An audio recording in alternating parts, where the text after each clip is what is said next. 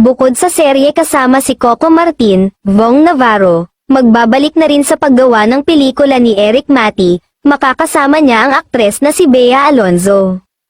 Finally, madidirect ulit ni Direk Eric Mati since Gag-Amboy, maraming salamat sa tiwala, excited na ako, Direk, post ng TV host actor.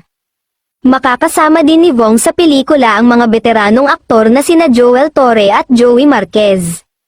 Maaalalang excited na ibinandera noon ng kapamilya superstar na si Coco Martin ang pagsasanib puwersa nila ni Vong Navarro para sa isang pasabog na proyekto. Sa kauna-unahang pagkakataon, balak ni Coco na gumawa ng isang limited series at ang TV host actor ngang si Vong ang napili niyang makasama sa naturang project. Siniguro ng teleserye King na ibang-iba ang konsepto at magiging atake ng binubuo niyang limited series sa napapanood ng madlang people gabi-gabi sa FPJ Batang Quiapo at maging sa past movies niya.